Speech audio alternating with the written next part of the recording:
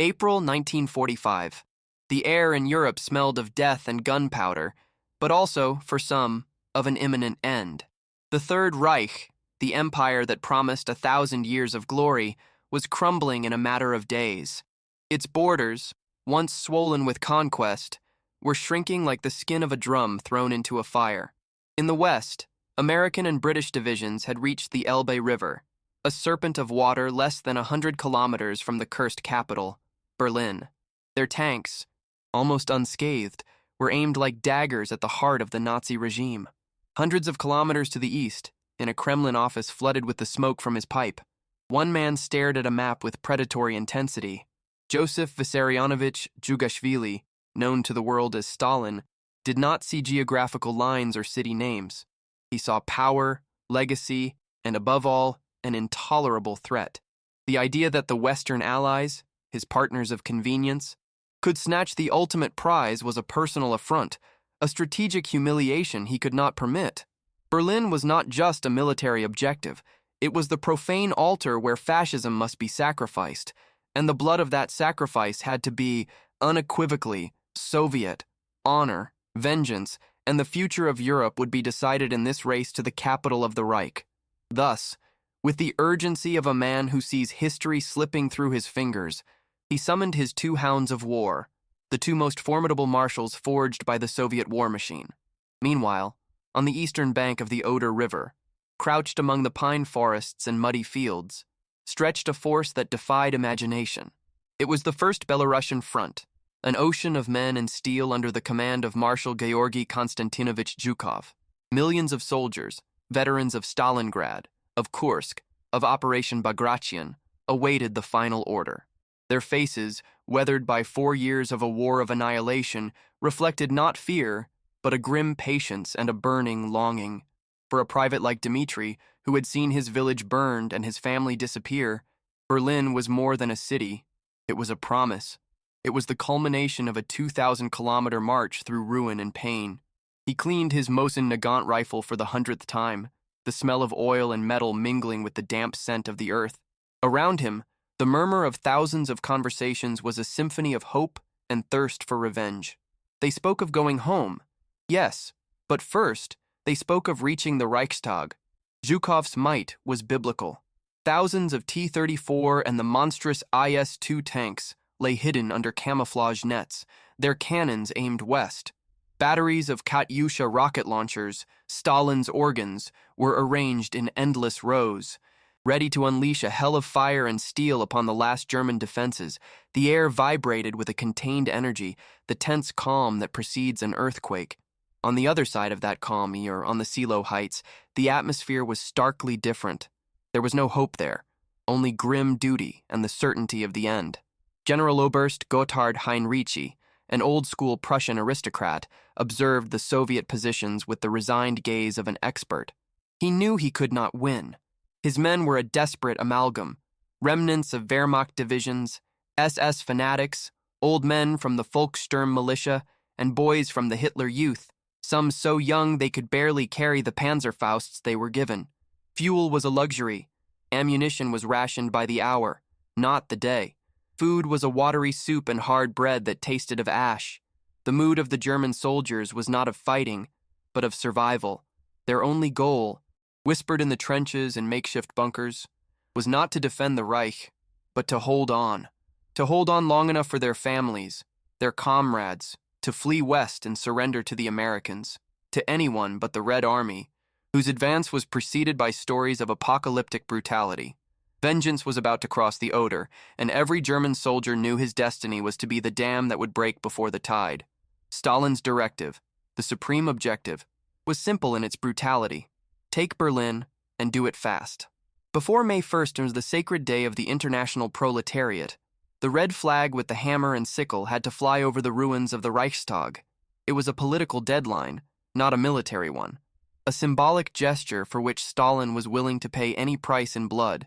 The initial plan, drawn on the maps of the Soviet High Command, the Stavka, seemed logical and direct. It gave the leading role, the coup de grâce, to the most decorated marshal of the Soviet Union, Georgy Zhukov. His first Belarusian front, the most powerful force ever assembled, would assault Berlin head-on, crushing the Silo Heights in an attack of sheer brute force. Further south, Marshal Ivan Konev's 1st Ukrainian Front would play a supporting role. Its mission was to advance on the flank, protect Zhukov's push, and eliminate pockets of German resistance, an important but secondary task. The glory, according to the map, was reserved for Zhukov. But the maps in the Kremlin often told a different story from the one whispered in its corridors. On April 1, 1945, the tension in Stalin's dacha was almost physical.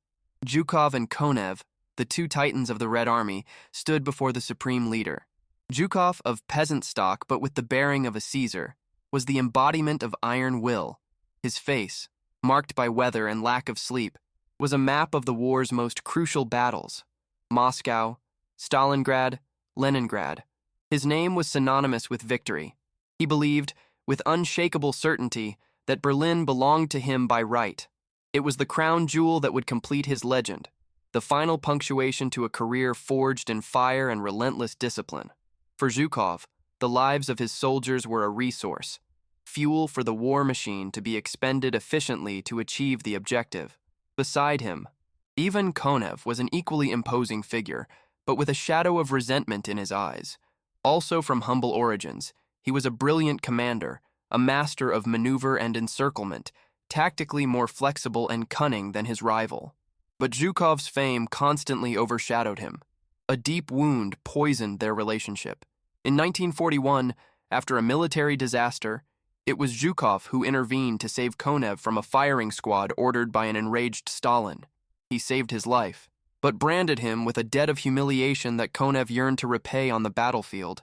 He saw a weakness in Zhukov's arrogance and, in Stalin's ambiguity, an opportunity. Stalin, a consummate master of psychological manipulation, knew this. He relished the antagonism between his marshals, for it ensured their ultimate loyalty was always to him. He spread a map on the table. The demarcation line between Zhukov's and Konev's fronts ran clearly toward Berlin, but as it reached the south of the city, it stopped, leaving a void, a tacit invitation. Then, with calculated calm, looking at both men, Stalin posed the question that would change everything. Who will take Berlin, us or the Allies? The question was not for his marshals, it was for history, and by not defining the boundary between them, he turned it into a personal challenge. The strategic offensive had, in that instant, transformed into a deadly race. In the pre-dawn hours of April 16, 1945, the earth east of Berlin trembled. 20,000 pieces of Soviet artillery, one gun for every 4 meters of front, opened fire simultaneously. The bombardment was of apocalyptic ferocity, a hurricane of steel that ripped up trees, pulverized bunkers, and turned the landscape of the Silo Heights into a lunar hellscape. Zhukov, confident in his overwhelming superiority, believed no defense could survive such a punishment. But he was wrong. General Heinrici, the Wehrmacht's foremost defensive expert, had anticipated the blow. Hours before the barrage, in an act of calculated disobedience, he pulled most of his men back from the first line of trenches, saving them from Armageddon. When Zhukov's tanks and infantry advanced, they found a deadly void, followed by a wall of fire from the second defensive line, intact and waiting. To make matters worse, Zhukov's brilliant tactical idea turned into a disaster. He ordered 143 anti-aircraft searchlights to be switched on to blind the defenders and guide the attack. But the smoke from the explosions and the dust kicked up by the barrage created an opaque curtain that reflected the light back. The Soviet attackers were blinded, their silhouettes perfectly outlined against the glare, becoming easy targets for German artillery and anti-tank guns. The advance bogged down in a bloodbath. T-34s burned in the mud, and waves of infantry were cut down by MG-42 machine guns. Zhukov's plan, based on brute force, was shattering against the cunning of a desperate enemy. While Zhukov suffered terrifying losses to gain every meter of ground, Konev's front to the south moved with astonishing speed. His tactics of maneuver and envelopment broke through the German defenses, much weaker in his sector, as if they were made of paper. His tank armies advanced across open country, crossing rivers and encircling entire divisions. News of his spectacular progress reached the Kremlin, Contrasting sharply with the bloody and slow reports from Zhukov's front, Stalin, impatient and furious, picked up the phone. The conversation with Zhukov was glacial. He demanded answers. He demanded results. The crown jewel was slipping through his fingers, and his star marshal was failing. Then, with the echo of the reprimand still in the air, Stalin made the decision that would seal the fate of hundreds of thousands of men. He contacted Konev. With a few sentences, he rewrote the map of the battle. He gave him permission to turn his 2 guards' tank armies, the spearhead of his front north, towards Berlin. The race was no longer an insinuation. It was a direct order. May the fastest win, may the boldest win. The honor of the Soviet Union was at stake, and Stalin had gambled it all on the rivalry of his 2 best commanders. The order had been given. The race had begun.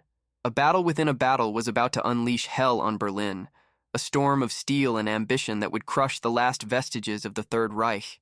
To understand how this brutal rivalry shaped the final moments of the war in Europe, and to witness the clash of titans that would define the future of the continent, subscribe to our channel and activate notifications. The chronicle of the tempest we are about to describe is one that history will never forget. For 3 days of incessant carnage, from April 16th to 19th, Zhukov's men bled on the slopes of Silo. It was a battle of attrition, a meat grinder where Soviet numerical superiority prevailed at a terrible cost. Finally, Heinrizi's defensive line broke. The German survivors began a chaotic retreat toward Berlin, leaving the way open. On April 20th, a date heavy with symbolism as it was Adolf Hitler's 56th and final birthday, the long-range guns of Zhukov's artillery opened fire on the center of Berlin. The sound of explosions in the capital was the Reich's funeral music, but while Zhukov was battering down the front door at an exorbitant price, Konev had slipped in through the back window. His armored spearheads, moving at lightning speed, reached the southern suburbs of Berlin first. The news hit Zhukov's headquarters like a bombshell. His rival, the man who was supposed to support him, was about to steal his glory. The race became a frantic stampede. By April 25th, the pincers of both fronts closed to the west of the city, completing the encirclement. 9 Soviet soldiers for every meter of front. Berlin was an island of despair in an ocean of red fury, a cage from which no one could escape. Thus began the most brutal phase of the battle, urban warfare, the Rattenkrieg. The city, already a skeleton of buildings shattered by Allied bombing, became a deadly labyrinth. Every street was a front line, every window a sniper's nest, every cellar a potential ambush. The Soviets had to learn a new and terrible way to fight. They formed assault groups, combined arms units that included infantry with submachine guns, engineers with demolition charges, flamethrowers, and the direct support of a tank or assault gun. Their tactic was systematic and pulverizing. Heavy artillery would demolish a building, turning it into a pile of rubble, and then the infantry would move in to clear the ruins of its defenders. The defenders, a motley crew of veteran soldiers, SS, Volkssturm old men, and Hitler Youth teenagers, fought with the fanaticism of the damned. A 15-year-old boy armed with a Panzerfaust could become a lethal tank hunter. From a pile of rubble, he would wait for a T-34 to pass a few meters away, aim for its side or rear armor, and fire. The shaped charge explosion could turn the tank's interior into an inferno of molten metal. To counter this, Soviet tankers began welding bed springs and wire mesh to their turrets and hulls, improvised armor to detonate the projectiles before impact. The fight for Tempelhof Airport was savage. Konev's troops stormed the complex, fighting for every hangar and every meter of runway. In the vast Tiergarten Park, the battle was fought among the trees and shattered monuments, a surreal combat in the city's green heart. The massive anti-aircraft defense towers, or Flakturm, reinforced concrete fortresses with 80-mm guns on their roofs, became impregnable citadels that had to be bypassed and starved into submission.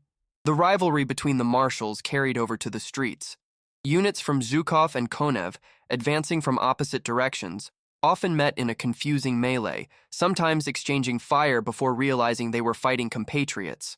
The improvised demarcation line within the city was a chaotic mess, and both commanders pushed their men relentlessly, driven by Stalin's urgencies. The final symbolic objective was the Reichstag, the German parliament, a blackened and empty building that nonetheless represented the heart of Nazi power. The honor of taking it fell to Zhukov's men.